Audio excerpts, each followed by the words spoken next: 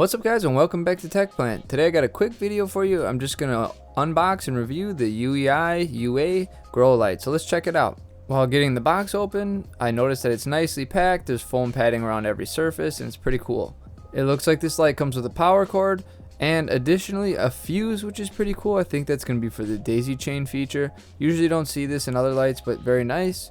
And then lastly, it's going to have the hanging hardware. Here's the actual light. It slides out nicely and it's got just an overall nice look. It's got some nice hard plastic protecting the LEDs. Underneath the light was the manual, so don't worry, that comes with that too.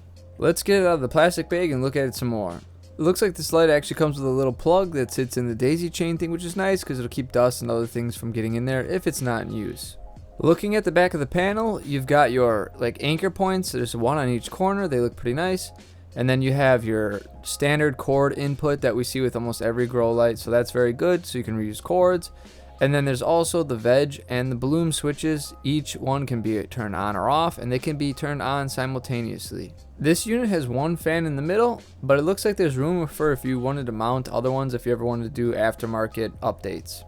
And then finally, it does have the daisy chain thing, which is kind of uncommon in lower wattage lights, but it's very nice, and I'll show you that later. The front of this light has a nice protective maybe fiberglass or plastic screen in the front.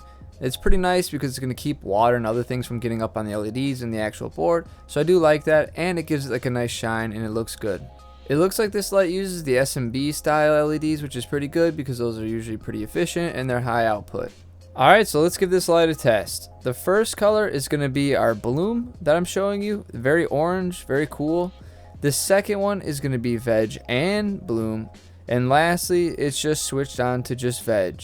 So these are the colors. This light actually packs quite a punch.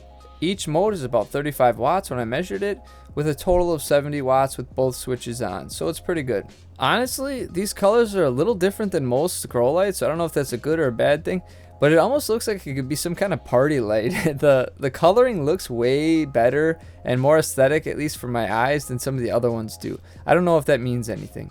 Alright, here's some quick pattern tests. I usually like to show you how the light falls onto a surface so you can get an idea. The first one is going to be the vegging, followed by the second pattern, which is going to be the veg and the bloom. And lastly, you can see the bloom pattern. I do like that this light is longer because it fits my grow spaces better. I really don't like perfectly square lights because I don't think it works well on shelving units.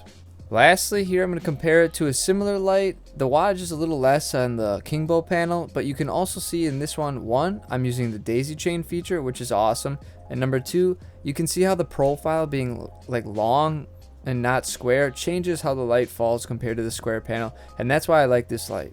Well, I guess that pretty much sums up this video. I'm trying to keep these light reviews shorter so you can get all the information you need quicker.